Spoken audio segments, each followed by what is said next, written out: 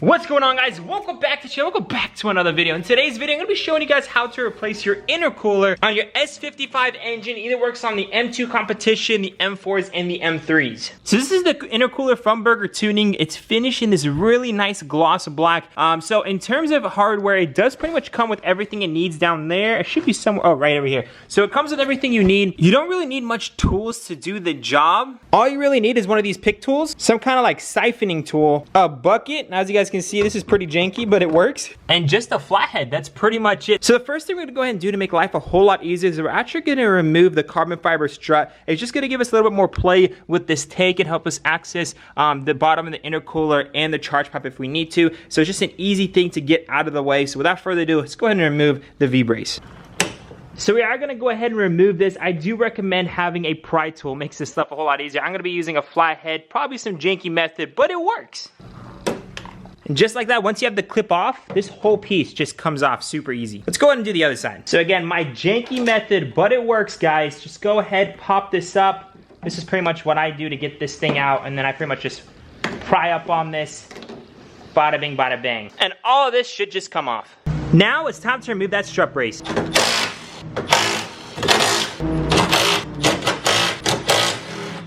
We got 2 bolts right there. And the last one is connected to the coolant tank. Now this entire thing should just come off.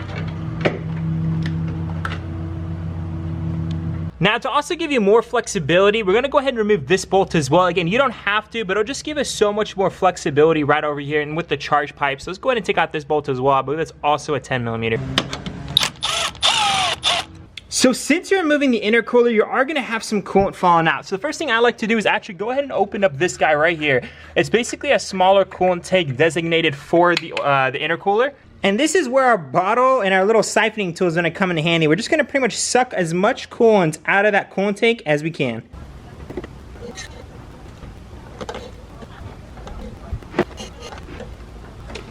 Now in my case, it looks like I've been running a little bit too low on coolant. I'm missing at least, like, it's saying about eighth of one of these bottles should be in there. So it looks like I was actually very low on coolant, but I didn't get any errors. So looks like I will have to top it off. So the next thing we're gonna go ahead and do is just disconnect this sensor. There's basically a clip. You can grab it with your finger from down here and try to pull down, or you can go at it from the top, which I just find to be a whole lot easier. So again, I have the clip opened up now, and you can pretty much just pull down on the sensor now. Bada bing, bada bang. That sensor comes out. Now underneath that, you do have the charge pipe connector to the intercooler. So it's basically, you can either use a flathead or a small 6mm. So I'm gonna go ahead and use a 6mm just to loosen that up. Now that I have that very loose, we can go ahead and move on to the next thing.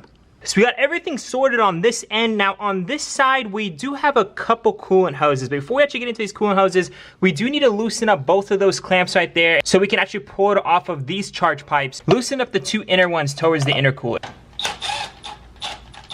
Now that we have all this out of the way, everything here disconnected, now we can get to the coolant lines. Now just to also let you guys know, you do have a couple other things connected to your cooler. This metal bracket is connected to your cooler, and as you can see, there's a little plastic thing attached to it, or at least you would say like this metal hose.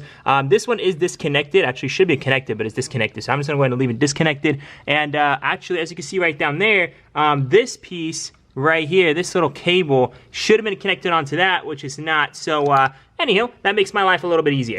So I can go ahead and skip those 2 steps. I'm gonna go ahead and disconnect this one first. Make sure you have a rag down here so the coolant doesn't spill everywhere. Make sure to do this when your car is actually cool. My car is a little warm, and that's why I'm actually wearing some glasses. So be safe, guys. Don't do what I'm doing. Make sure you only do this when your car is completely cool. So yeah, like I said, I'm gonna go ahead and just put a rag down here. It doesn't really matter what orientation, as long as, you know, the coolant doesn't start flying everywhere. Now, as soon as I pull this out, I'm actually gonna cap the top. And what I'm gonna actually use for this is I just cut off a piece of the glove, basically where the fingers are. I'm gonna go ahead and put that on there, and if that's not strong enough to stay on, I do have some zip ties to hold that on there. Just make sure the coolant doesn't come out. I'm gonna do the same one to the bottom one down here. Yeah, let's go ahead and just remove this first hose. So we can go ahead and just remove the clip.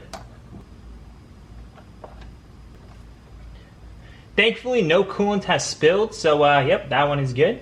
And we can go ahead and just put on this little thing I just made up with a glove. Actually, that worked perfectly. Yeah, just use a glove, guys. This will prevent any coolant from spilling out. So now that that's out of the way, this is the second one we're gonna be working on right here, guys. So again, just put a rag right below it. Go ahead and disconnect it. And this one might have a little bit of coolant still connected to it.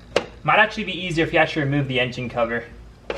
But it still comes out, a little bit of coolant came out, nothing too crazy. So now that we have this one disconnected, this one capped off and disconnected, the last one's gonna be this one. This one's probably the one that's gonna have coolant, if there's any at all. So expect some coolant to spill out. If none, that's a good sign for you, but it also means you need to top off your coolant. So let's go ahead and disconnect that and cap it off the same way I did with this one. Go ahead and just pull up on the pin, just like that. And go ahead and just pull this off.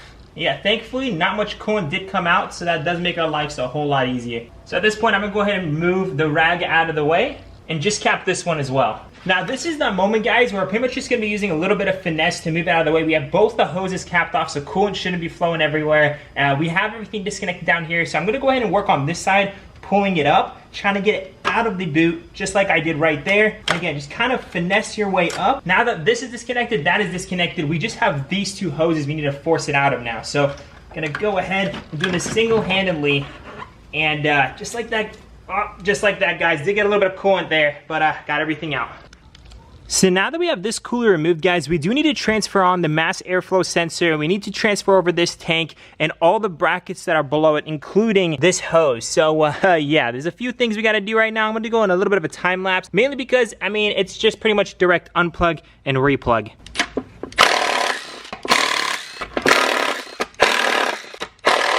That's one of the brackets, and this other bracket, we do need to flip it upside down to get out the last two screws. The last two are gonna be right over here. Just remember, with the new intercooler, you do get new bolts. These two are different from all the ones on the bottom. Now we do need to go ahead and remove this right here because we need to reuse this hose. I'm just gonna go ahead and just use some pliers. Go ahead and just squeeze it in, push it back as much as you can. Once you get it off like that, you can just pretty much just start yanking on this little by little. You don't want to rip this hose because we are reusing it. And once you pull out this hose, guys, we can go ahead and just transfer this entire assembly onto our new intercooler. So I believe the bracket sits something like this. So we're gonna go ahead and set it down.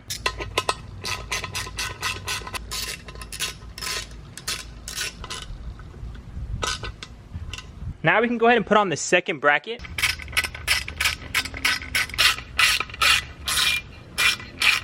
I also forgot, don't forget to transfer over your sensor too. But now that we have everything back together, we can go ahead and remount it. We're just gonna go ahead and finesse it. What I like to do first is actually put the charge pipe to the intercooler first on the lower end, and then I like to go ahead and connect everything from this side, and then I like to actually go ahead and connect the other two charge pipes. Now there are some other people that do it from the charge pipe first and the charge pipe on that side, then all the coolant lines.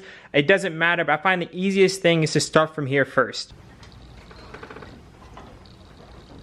Now that we have everything situated on this side, we connected the sensor, tightened the clamp, we tightened up these two clamps. Now the only thing left is connecting all three of these hoses. Now these might be a little bit hard, so you guys could go ahead and just put a little bit of coolant already in there just to kind of lubricate it, and it'll slide in a lot easier. Now that we have everything reconnected, sorry for the mess, my hands are super dirty. Let's go ahead and just reassemble everything, which is pretty much putting on the carbon fiber strut, and you guys will see the finished product.